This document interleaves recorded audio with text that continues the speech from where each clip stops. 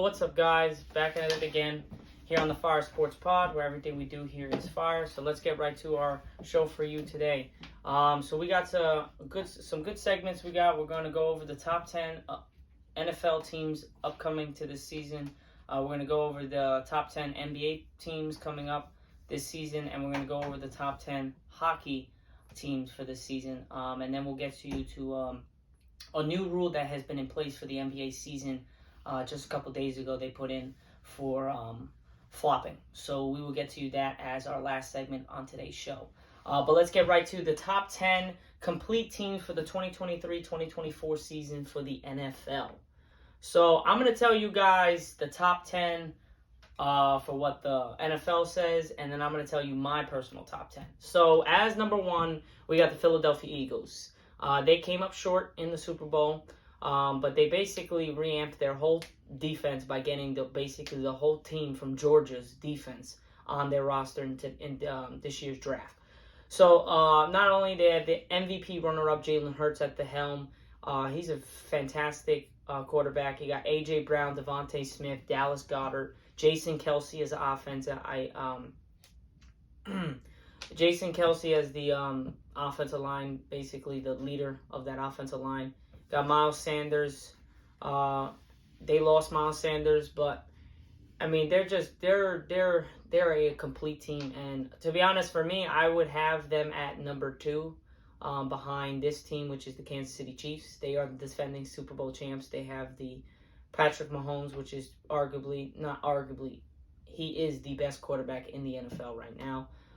They don't have a lot of wide receivers that are they have proven wide receivers, but they're not like crazy. They don't have a Tyreek Hill. They don't have a Devontae Smith. They don't have an A.J. Brown. They don't have a CeeDee Lamb, Justin Jefferson. But they do have the best tight end in the league in Travis Kelce. So they got a complete team as well. So the NFL has the Eagles at number 1, the Chiefs at number 2, and they got the 49ers at 3.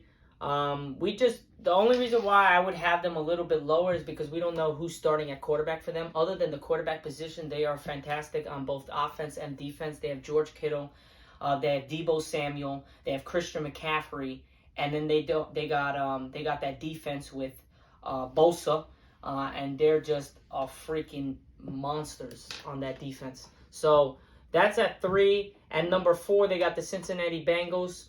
For me, I would have the Cincinnati Bengals at 4. Cincinnati Bengals at 3, 49ers at 4, but they have Cincinnati at 4. Cincinnati has a talented roster with Joe Burrow. They got Joe Mixon. They have Jamar Chase. They re-signed T. Higgins. So they got a lot of people, and with Joe Burrow at the helm, you can arguably say he's the second best quarterback in the league, behind Patrick Mahomes, because he's a proven player, and he made it to a Super Bowl in his second year. And his first year, I think he's tore his ACL or something like that. So he had a bad injury, came back and made it to the Super Bowl. They eventually lost to the Rams, but still fantastic season that the year. And then at number 5, the America's team, the Dallas Cowboys. My Dallas Cowboys are at number 5. Dallas is pretty loaded on defense. They got Mozzie Smith from the draft, big boy that's in the middle. He's our run stopper. We were really bad against the run up the middle, so that would help us. Imagine you got Micah Parsons on the left, DeMarcus Lawrence on the right, and Mozzie Smith in the middle. That's ridiculous. And the addition of Stephon Gilmore at the corner position, we got Damone Clark and Doron Bland, makes the unit deep and dangerous. And we got Trayvon Diggs. We got some people, man. Dak Prescott's at the helm. When he's on, he's one of the best quarterbacks in the league.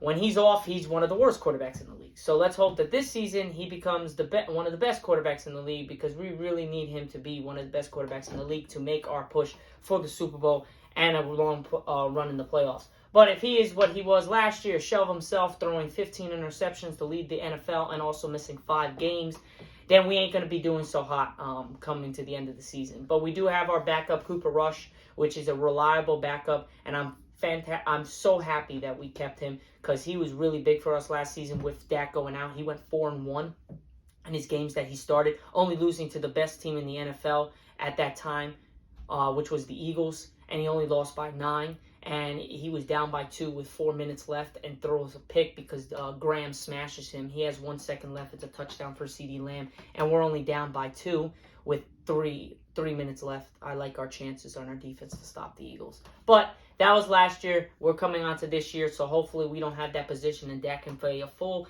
and healthy season, and we can make our ride to the Super Bowl. But at number 6, we got the Buffalo Bills. This is where they should be because Buffalo has been projected to be Super Bowl bound, all this stuff, and they can't make it past either the AFC Championship or the division round. Last year, they got smoked against the Bengals, and the year before that, they lost to the Super Bowl champ Kansas City Chiefs. So they have Stephon Diggs, they have Josh Allen, but they have no run game. They need to get the run game going. They picked up a couple people in the run game, so let's see. Hopefully they have the balance of throwing and running so Josh Allen doesn't have to throw 60 times and breaks his shoulder. Like, it's ridiculous how much he has to throw the ball and take the offense on his back.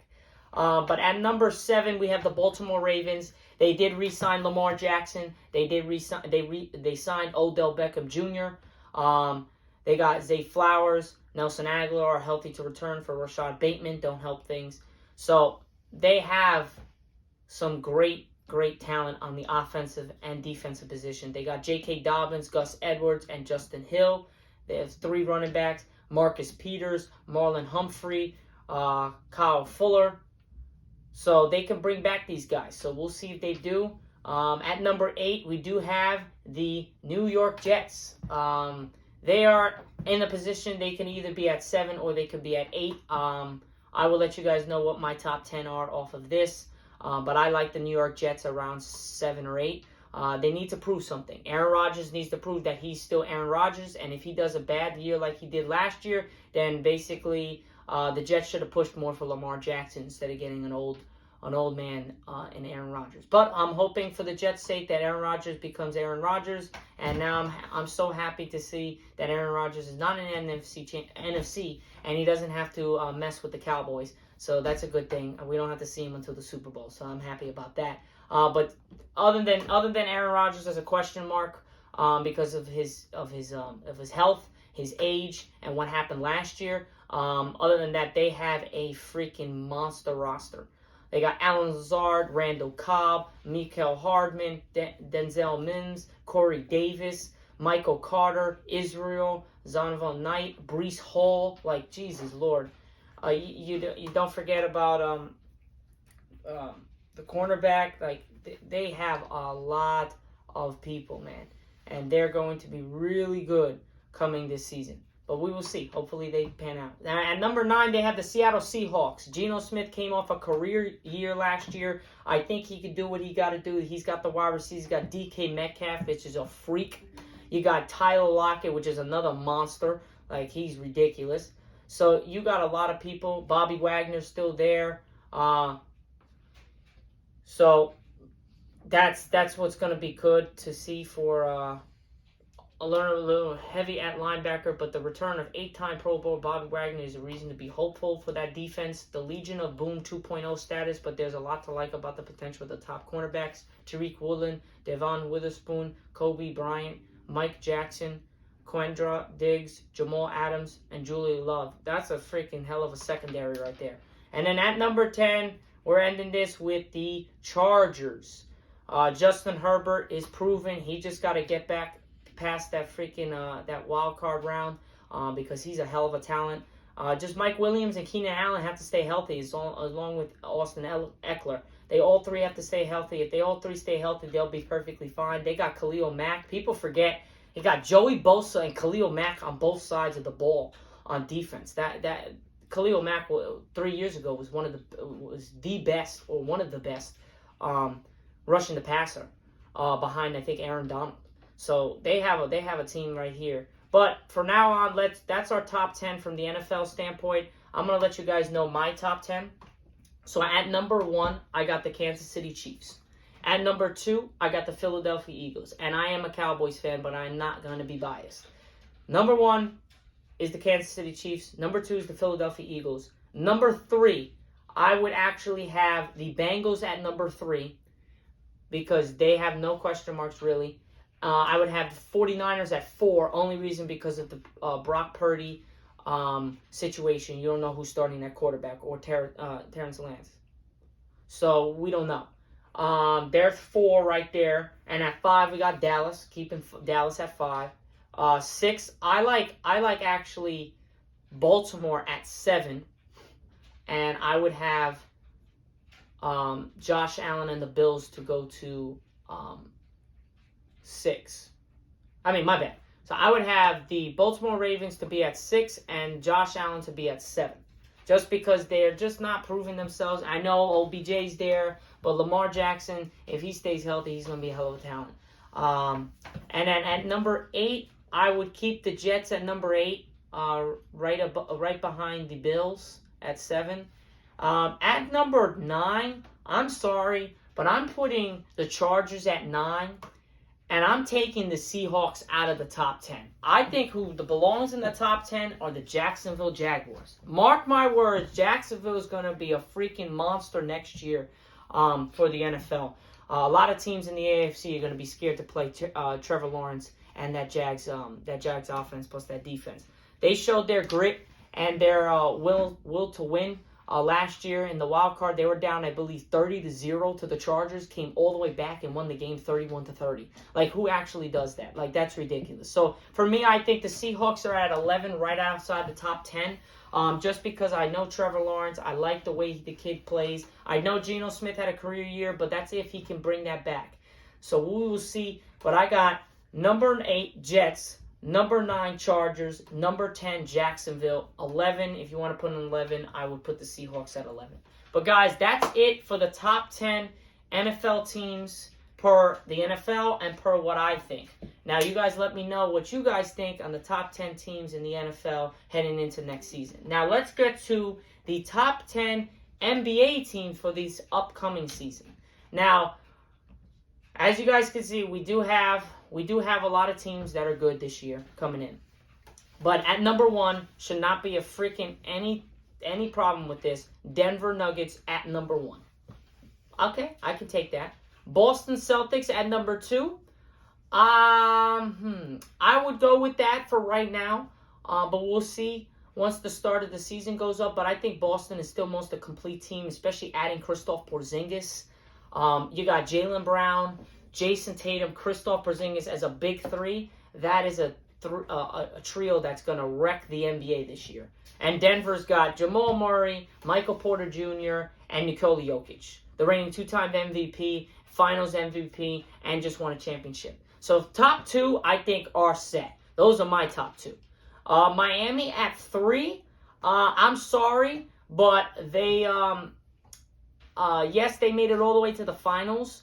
But I'm going to put 4. I'm going to put Miami. I'll let you guys know my critique on this after. But Miami's at 3. I mean, they went to the finals. I could see why. The odds for them to win the next title are plus 1,800. The odds for Boston to win the next year's title is plus 575. And the odds for the Denver Nuggets to win the title again, plus 475. At number 4, they got the Milwaukee Bucks with the odds to win the title at plus 700. I think they just got surprised with Giannis going down in that series early against Miami. I think they just got surprised and then didn't put the work in during the series. And I think they just got surprised and they just got bounced. I mean, the better team won, if you look at that. At number 5, they got the 76ers. We don't know what happening with James Harden, but it looks like he might return to play one more season probably with Joel Embiid, see if they can run it back. At number 6, they got the Phoenix Suns. I would probably have Phoenix a little higher. They did add Bradley Beal just in the offseason, Kevin Durant, Devin Booker.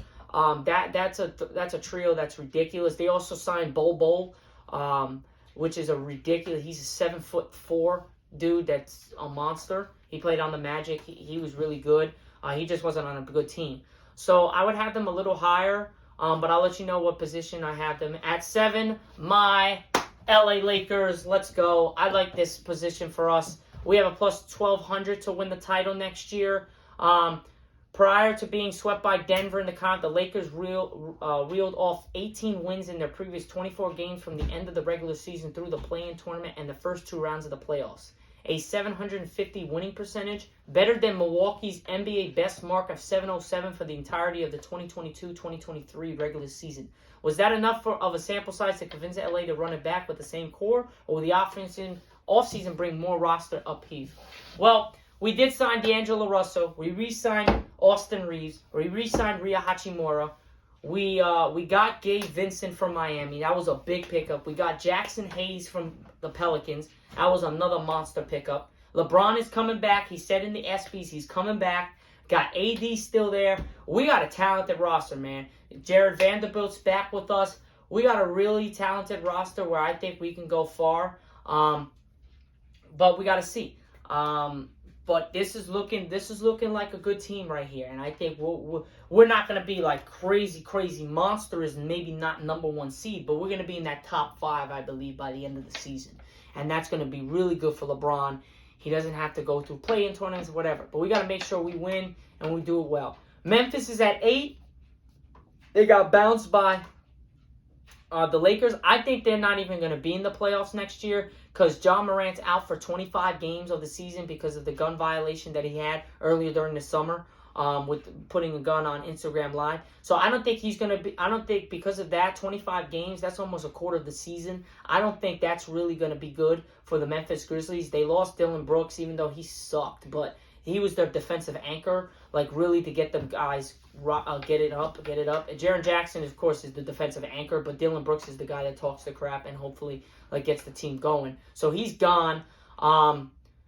So we will see what happens with Jaren Jackson Jr. at the helm, basically the star on the Memphis for the 25 games of the thing. They got the New York Knicks at number 9 next year. That is something. They did play really well. They beat the Cavs. They played the way they were supposed to play. I think they played really well. They surprised a lot of people last year. I think they're going to be pretty well next year. I think they're going to be maybe 6th seed, 5th seed next year, like they were this year, somewhat there. And they got Golden State at number 10. I like Golden State at number 10. Golden State is proven.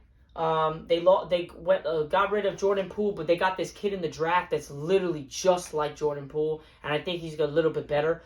They re-signed Draymond Green, so basically by re-signing Draymond Green, they said hell with Jordan Poole. So they went bye-bye to Jordan Poole. And I'm just going to give you 11 because we gave 11 for the NFL. 11, the Sacramento Kings. They surprised everybody last year. And to be honest, if the ball went in the other direction, they would have beat Golden State.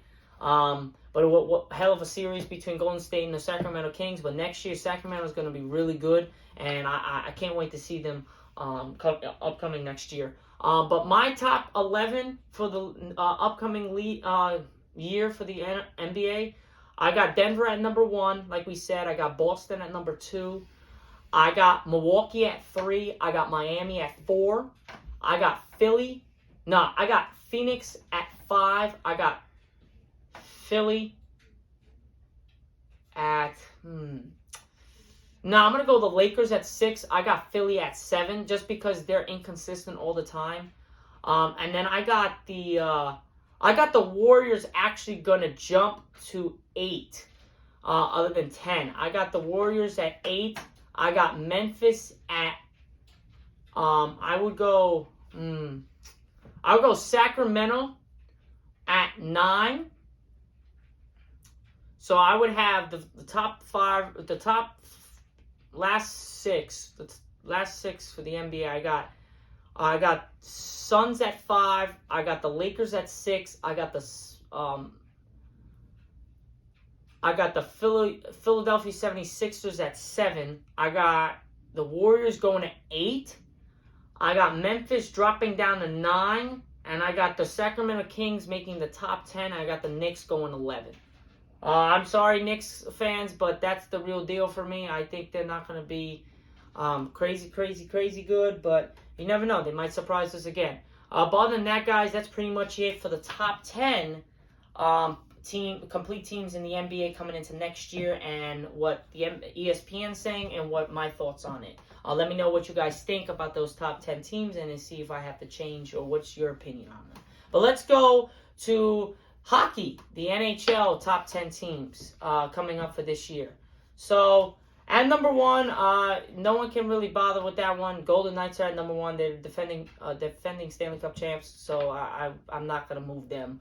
The Oilers at 2, they played really well this year going into the playoffs. They actually did.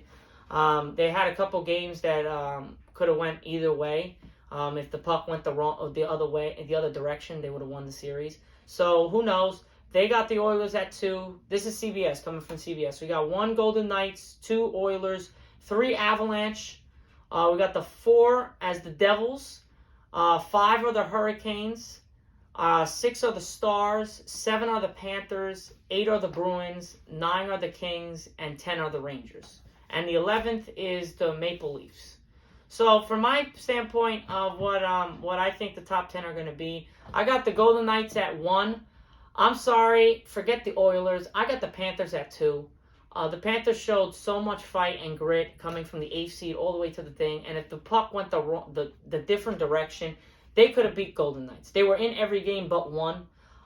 So I think they could have beat the Golden Knights and won the Stanley Cup. I believe that they're going to be back in the Stanley Cup Finals next year. So I got Panthers at 2.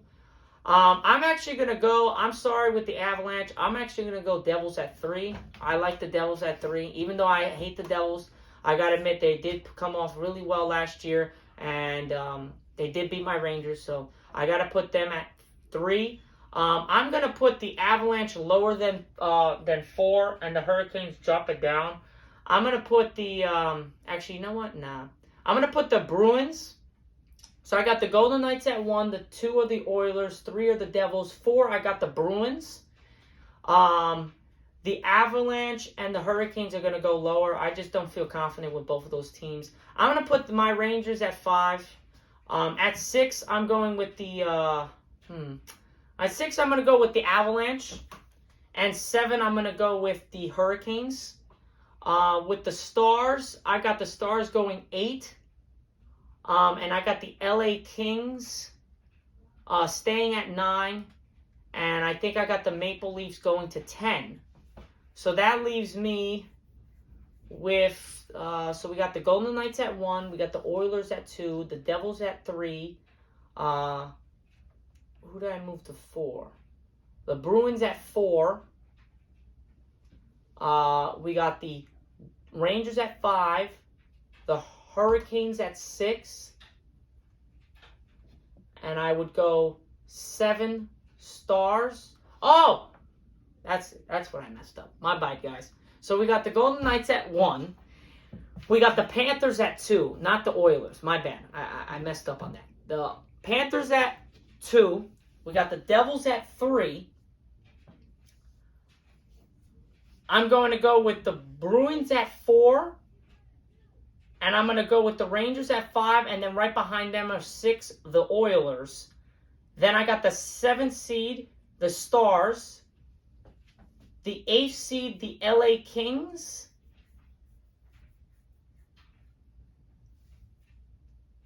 The 9th seed. Oh, wait. My bad. I'm missing Avalanche. Shoot.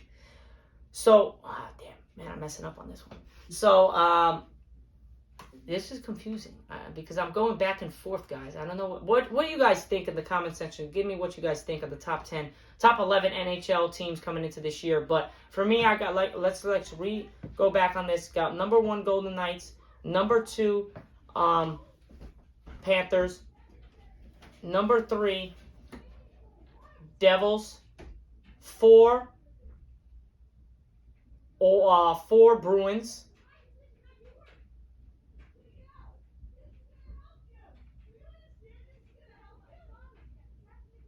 4 Oilers. 4 Oilers. No, my God, damn it, man, I'm messing this shit up. So, Golden Knights at 1, 2 Panthers, 3 Devils, 4 Bruins, 5 Rangers, 6 Oilers,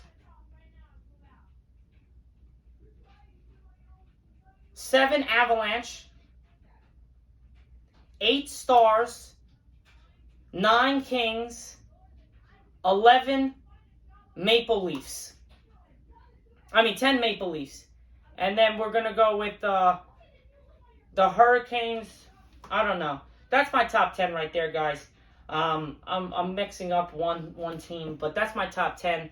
Top 3 are the Bruins. The Golden Knights, the Panthers, and the Devils. I think the Rangers are right there at 5. But it's pretty good. So we'll see what happens. But thanks, guys. That's pretty much it for the top 10 teams for hockey.